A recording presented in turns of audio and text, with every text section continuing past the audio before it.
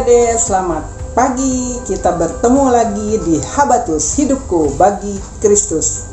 Adik-adik, kita akan awali di dalam doa. Mari kita berdoa. Bapa di dalam surga, terima kasih atas pimpinan-Mu hingga pada saat ini kami boleh kembali belajar akan firman Tuhan. Tuhan pimpin acara ini sehingga kami bisa mengerti apa yang Tuhan mau di dalam hidup kami. Dalam nama Tuhan Yesus Kristus kami berdoa. Amin. Adik-adik, apakah kita senantiasa melakukan hal-hal yang benar sesuai firman Tuhan, atau malah sebaliknya melakukan hal-hal yang jahat yang Tuhan tidak suka? Kita akan baca di Matius 13 ayat 36 sampai 43. Mari kita sama-sama baca. Buka Alkitabnya ya. Penjelasan perumpamaan tentang lalang di antara gandum. Maka Yesus pun meninggalkan orang banyak itu lalu pulang. Murid-muridnya datang dan berkata kepadanya, "Jelaskanlah kepada kami perumpamaan tentang lalang di ladang itu." Ia menjawab, katanya, "Orang yang menaburkan benih baik ialah anak manusia. Ladang ialah dunia. Benih yang baik itu anak-anak kerajaan, dan lalang anak-anak si jahat. Musuh yang menaburkan benih lalang ialah iblis. Waktu menuai ialah akhir zaman, dan para penuai itu malaikat. Maka seperti lalang itu dikumpulkan dan dibakar dalam api, demikian juga pada akhir zaman. Anak manusia akan menyuruh malaikat-malaikatnya, dan mereka akan mengumpulkan segala sesuatu yang menyesatkan dan semua orang yang melakukan kejahatan dari dalam kerajaannya. Semuanya akan dicampakkan ke dalam dapur api. Di sanalah akan terdapat ratapan dan kertakan gigi. Pada waktu itulah orang-orang benar akan bercahaya seperti matahari dalam kerajaan Bapa mereka. Siapa bertelinga, hendaklah ia mendengar." Adik-adik, semua murid Tuhan Yesus bertanya, ingin tahu kepada Tuhan Yesus, apa sih lalang dan gandum itu? Yang ada di ladang itu artinya apa? Nah, Tuhan Yesus menjelaskan bahwa lalang itu adalah benih dari si jahat iblis, tetapi gandum adalah anak-anak Tuhan yang melakukan firman Tuhan. Kemudian siapa yang menabur benih adalah Tuhan Yesus sendiri. Supaya apa? Supaya anak-anaknya hidup sesuai dengan kebenaran firman Tuhan, bertumbuh di dalam Tuhan, dan menghasilkan buah-buah yang baik di hadapan Tuhan. Tetapi kadang-kadang ada pengganggu, yaitu lalang-lalang tadi, hal-hal yang jahat dari si iblis yang hendak merusak tumbuhan gandum, yaitu yang hendak merusak anak-anak Tuhan supaya menyeret mereka sehingga mereka tidak taat kepada perintah firman Tuhan.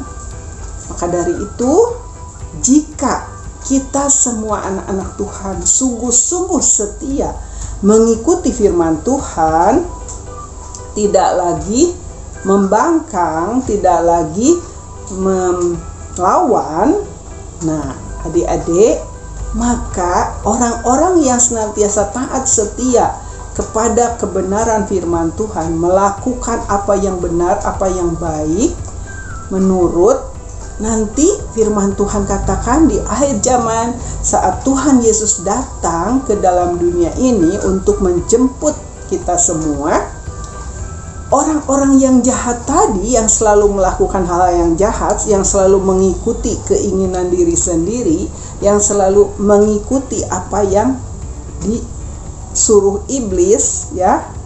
Nah, itu nanti disatukan, dikumpulkan, kemudian dibakar di dalam api neraka.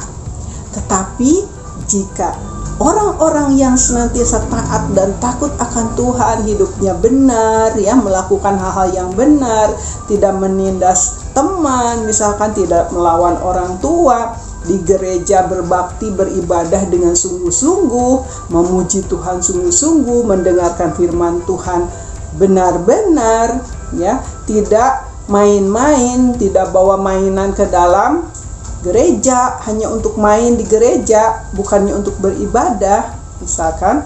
Nah, orang-orang seperti itu, anak-anak yang seperti itu, dia akan dikumpulkan oleh Tuhan masuk ke dalam kerajaan sorga bersama-sama dengan Tuhan Yesus.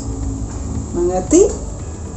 Mulai dari sekarang ubah, mumpung masih tahun yang baru, ya, kita ubah hal-hal yang buruk, hal-hal yang jahat, kita jangan lagi pakai, jangan lagi kita kerjakan.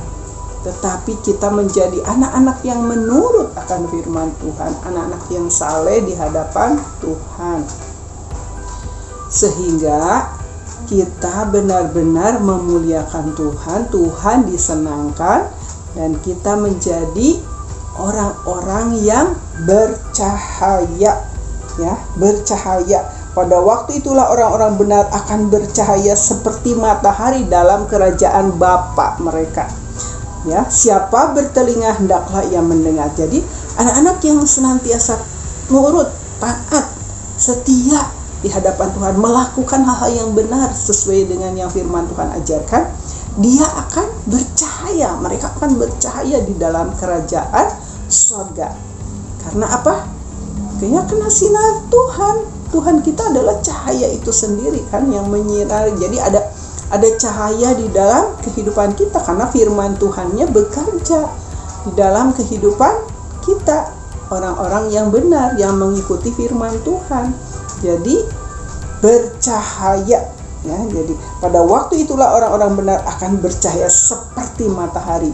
Wah, kalau kita melihat matahari bersinar terang sekali jam 12 siang, itu sampai kita nggak bisa lihat matahari karena terlalu silau, ya.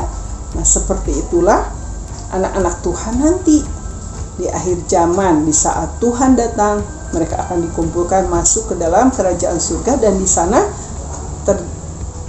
bercahaya seperti matahari, firman Tuhan katakan. Tetapi orang-orang yang tidak dengar-dengaran kepada firman Tuhan, yang hidupnya maunya sendiri, tidak mengikuti aturan apa yang Tuhan ajarkan, ya, mereka mendapatkan akibatnya sendiri, yaitu dikumpulkan sama, tapi masuk ke dalam dapur api.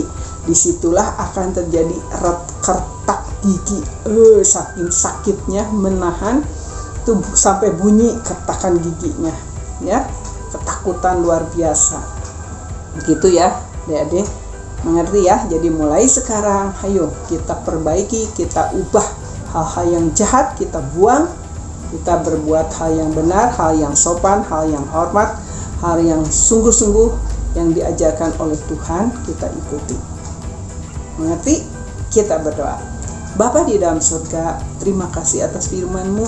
Tuhan bekerja di dalam firman-Mu dan membuat kami semua anak-anak-Mu untuk melakukan hal yang benar sesuai dengan yang Tuhan ajarkan, supaya nama Tuhan dipermuliakan dan kami bercahaya seperti matahari jika Tuhan nanti datang.